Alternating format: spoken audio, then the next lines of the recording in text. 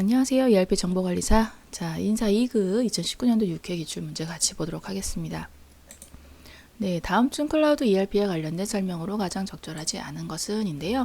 자, 클라우드 ERP라는 건 인터넷 환경하에서 이제 로그인 이런 것들을 통해서 자유롭게 이제 필요한 서비스를 이용할 수 있는 게 이제 클라우드 ERP가 되는 부분이라서 상당히 간단해지고 설치도 편해졌습니다. 그래서 진입 장벽이 높아질 수 있다가 아니라 낮아지고 있는 추세다라고 해서 클라우드 ERP 부분에 대한 장점에 대한 설명이었고요.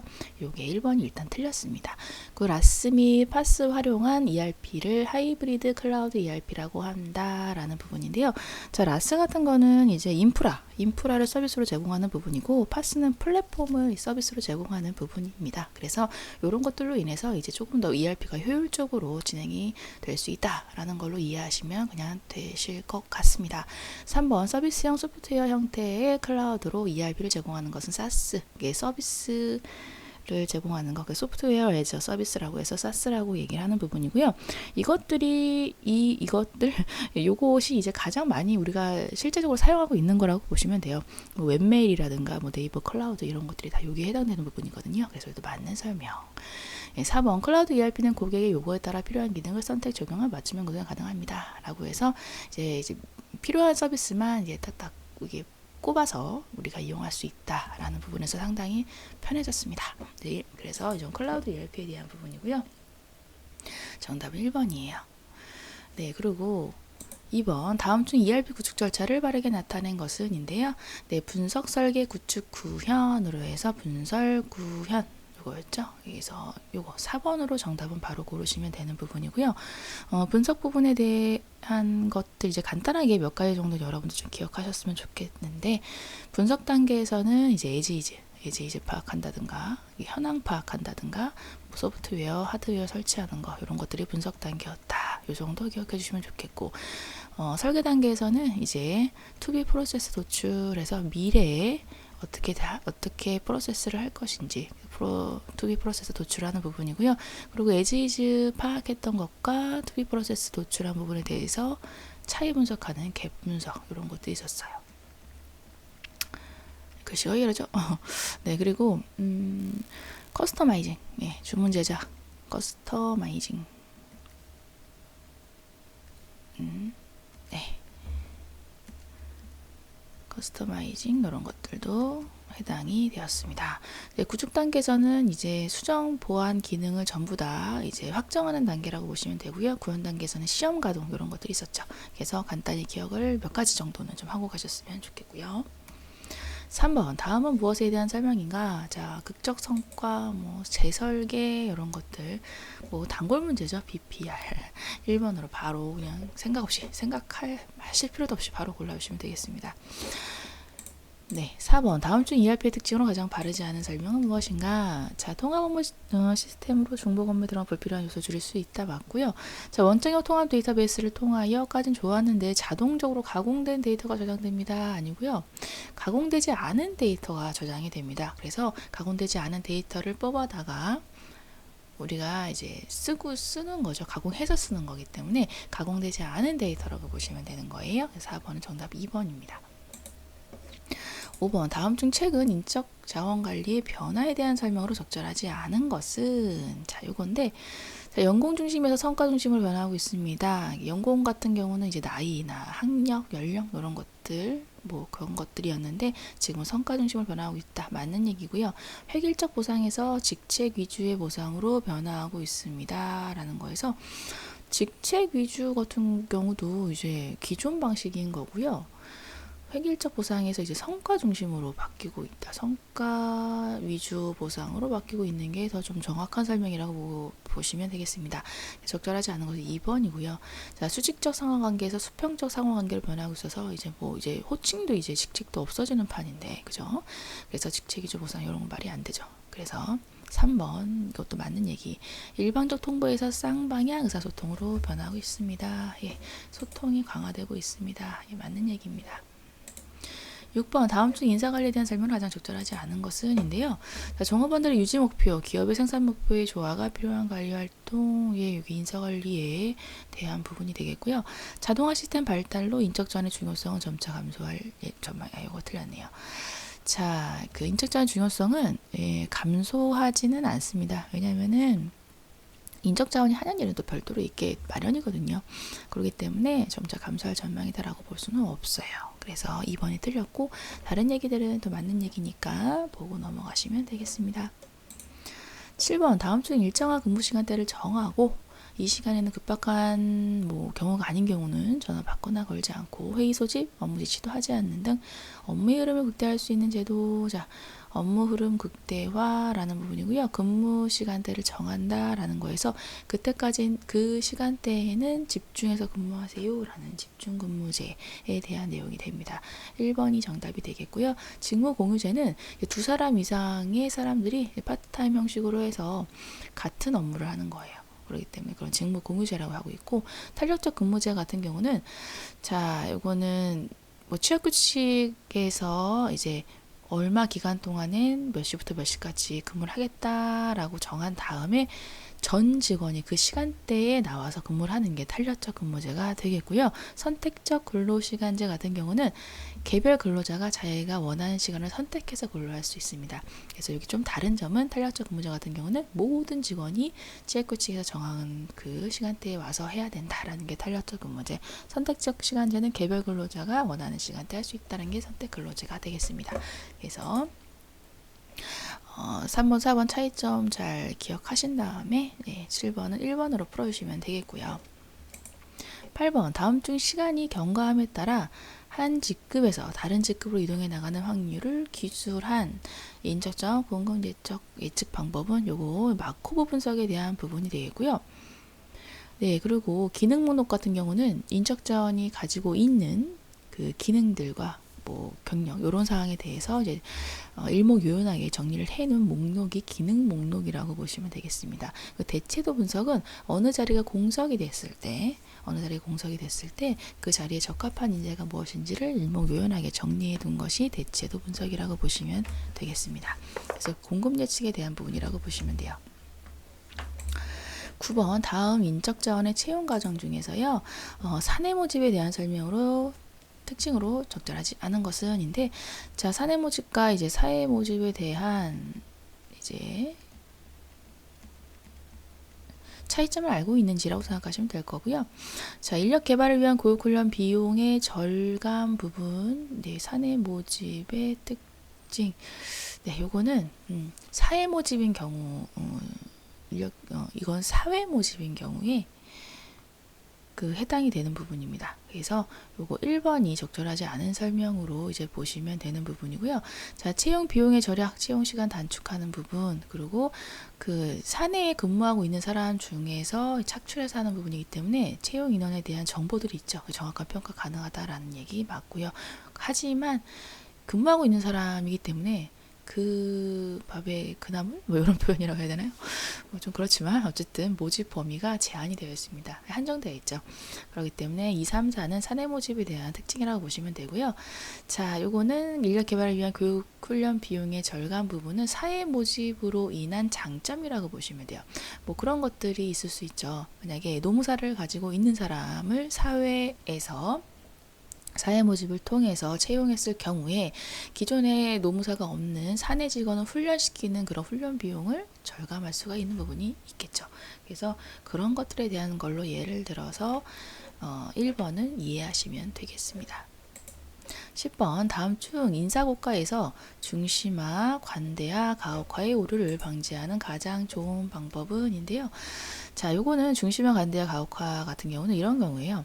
자, 보통 이제 인사고과를 할 때 정규 분포에 입각해서 정규 분포 이렇게 입각해서 가운데를 이제 B 이런 식으로 두고 네, S등급, A등급, B등급, C등급, D등급 이런 형식으로 하게 되는 부분들이 대부분인데요. 이랬을 경우에 이제 가운데에 몰리는 게 평가가 몰리는 게 중심화라고 보시면 되고 좀 좋은 쪽으로 몰리는 게 관대화. 네, 그리고 안 좋은 쪽으로 몰리는 게 가혹화 오류라고 하는데요. 그렇기 때문에 이런 분포의 오류를 줄이기 위해서는 강제 할당법을 사용합니다. 강제 할당법은 이런 거예요. 뭐 중심화라고 해서 뭐 40%는 적어도 B, 뭐 그중에 20%는 A, 뭐 20%는 C 반드시 주고, 뭐 S 등급은 10%를 반드시 주세요. 막 이런 것들. 그래서 할당을 해주는 거예요. 이게 강제 할당법이라고 생각하시면 되는 거고요. 그래서 1번 분포 오류를 줄이기 위한 건 강제 할당법 사용이다 라고 보시면 됩니다. 네, 그리고 다른 것들은 이제 자기신고법을 도입하는 건 내가 나에 대해서 신고하는 거라고 보시면 되겠고요. 피평가자들이 서로 평가하는 건 이건 다면평가라고 생각하시면 됩니다. 네, 논리적 평가 요소를 충분히 설명한다는 여기선 조금 해상사항은 없는 얘기고요. 그래서 여기서 얘기하는 건 분포 오류를 줄이기 위한 강제 할당법에 대한 것을 찾고 있는 문제였다라고 해서 1번으로 하시면 되겠습니다. 자, 11번 문제예요. 다음 중 보기에 가나다에 들어갈 용어는 자, 가해 교육은 비교적 광범위한 경영 문제, 경영 원리의 관리 기술의 지도를 목적으로 하는 훈련. 자, 관리 기술의 지도죠. 그렇기 때문에 얘는 일단 관리자 쪽이다라고 해서 일단 나왔어요. 네, 나왔어요. 다른 거 확인해 보겠습니다. 나교육은 직접 부하를 지휘 감독하는 제일선의 감독자를 위한 건 감독자겠죠. 그래서 여기는 그냥 말이 힌트들이 다 있습니다. 이런 것들에 너무 쫄지 마시고 힌트들을 찾아서 가시면 돼요.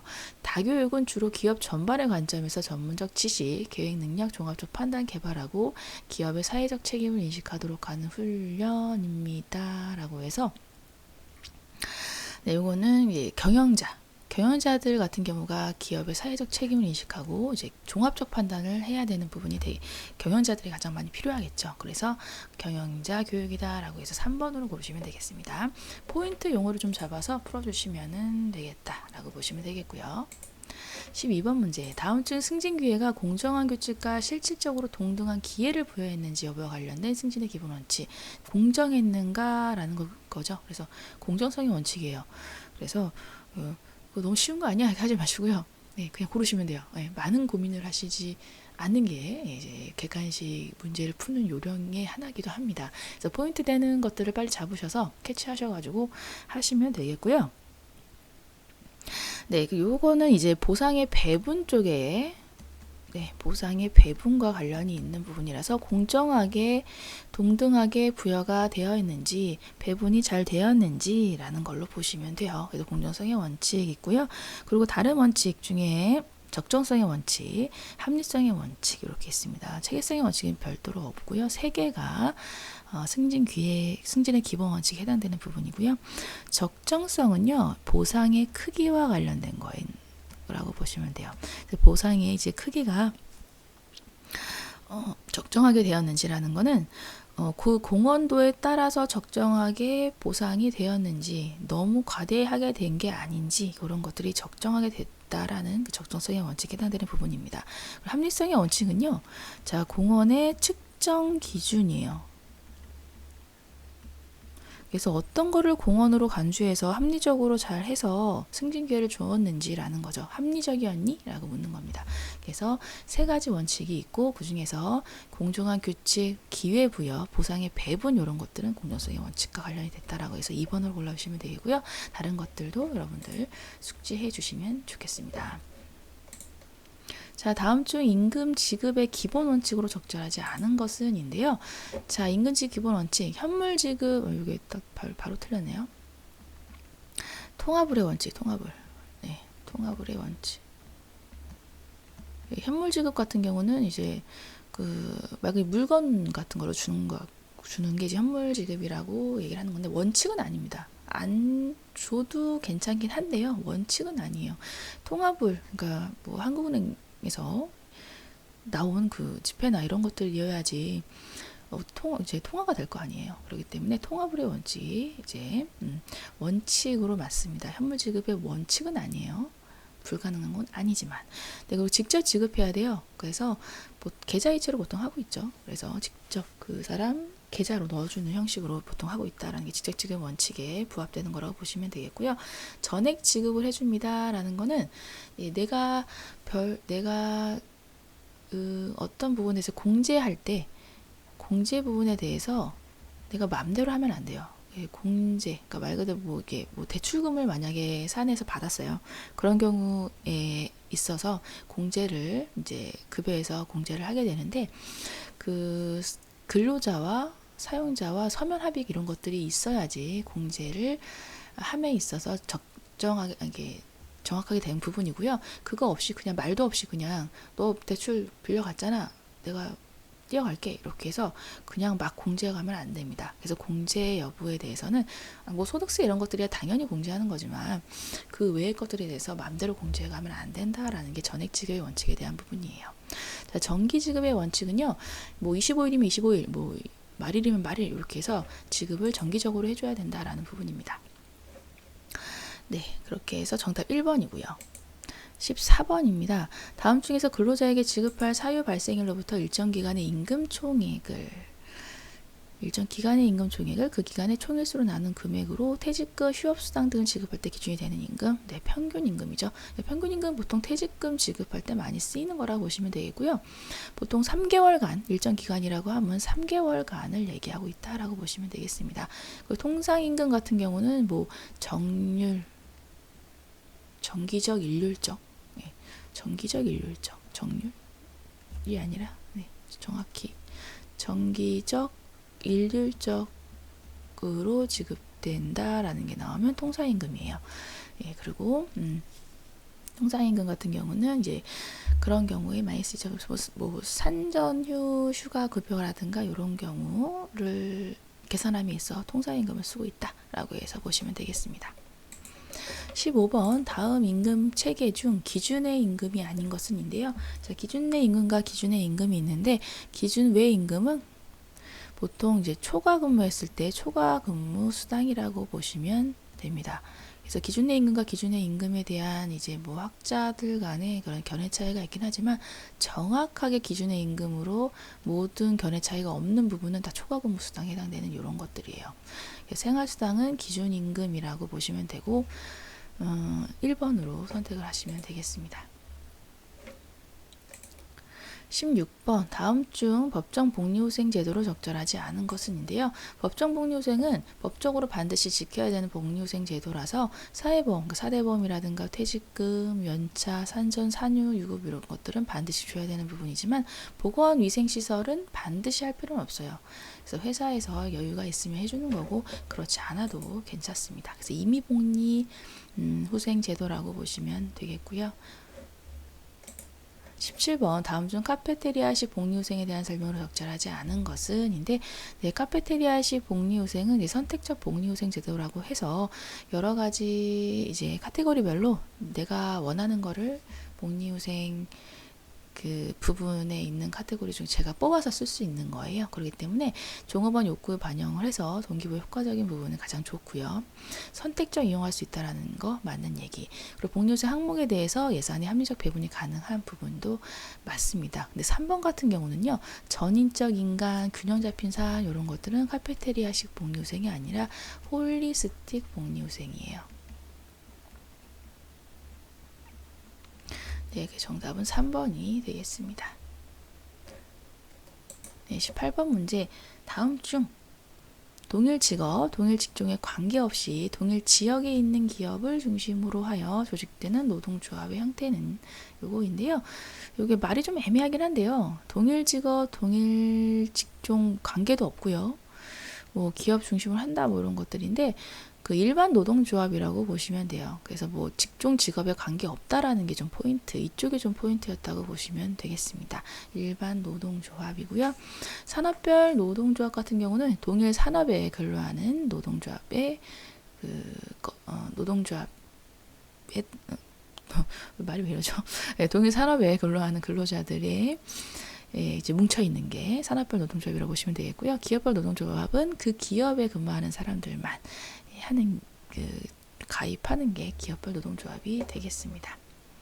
네, 이렇게 해서 네, 정답은 4번 일반 노동조합이다 라고 보시면 되겠고요. 19번 다음 중 경영참가제도 유형으로 적절하지 않은 것은 자, 경영참가제도 유형 세 가지 있었어요. 자본으로 참가하는 거, 그래서 종업원 지주제도 이런 것들이 있었고, 이윤으로 참가하는 거 이런 것들이 있었습니다. 이윤 참가제도 있었고, 의사결정 참가제도 같은 경우는 뭐 노사협의회라든가 뭐 이런 것들이 있었죠. 네, 그리고 뭐 경영 이런 것들 어떤 사항이 있을 때 그때 같이 참여하는 경영 참가제도도 있었고요. 네, 그리고 4번 스켈론 플랜에 참가한다라는 거는 경영 참가제도 유형에 들어가지는 않다라고 보시면 되겠습니다. 정답은 4번. 20번 문제. 다음 노동조합 가입 형태 중에 노동자가 노동조합에 가입된 이후 일정 기간 동안은 노동조합의 자격을 유지해야 한다는 변형적인 숍. 그러니까 변형적인 숍에 들어가는 것은 일단 여기 에이전시, 메인터넌스, 프레퍼런셜 여기 세 개 해당되는 부분이고요. 유니온 숍은 이제 전통적인 숍 제도의 하나이기 때문에 이때 1번은 제외가 됩니다. 자, 요거는 가입된 이유는 일정 기간 동안 유지해야 된다라는 거기 때문에 메인터넌스 이쪽에 3번에 해당되는 내용이 되겠고요. 에이전시 숍 같은 경우는 지원을 해준다라는 걸로 보시면 돼요. 그래서 내가 노동조합원이 아니더라도 무임승차 방지를 위해서 내가 노동조합비는 내게 되는 게 에이전시 숍이 됩니다. 그리고 프리퍼렌셜 숍은요. 우선 숍이에요. 그래서 우선권을 좀 주는 거. 그래서 노동조합에 가입된 자에게 우선권을 준다라는 게 프리퍼런셜 숍이라고 보시면 됩니다. 그리고 유니온 숍 같은 경우는 오픈 숍과 클로즈드 숍의 중간 형태라고 보시면 되는 거라고 보시면 되겠습니다. 그래서 전통적 숍 제도라고 보시면 되는 부분이에요. 네, 정답은 3번으로 골라주시면 되겠습니다. 네, 그리고 이제 문제가 이렇게 많이 어렵고 까다롭고 뭐 이런 문제들은 없었는데 약간 노사관계 쪽 문제들이 조금 강화되고 있는 느낌들이 좀 있어요. 최근 거를 봤을 때. 그래서 이런 문제들은 기존의 1급 에 해당되는 범위에 해당됐던 부분이니까 1급 해당 범위도 여러분들이 기출문제 좀 풀어보시면서 정리를 좀 해주셨으면 좋겠습니다. 이번 시간도 수고 많으셨어요. 감사합니다.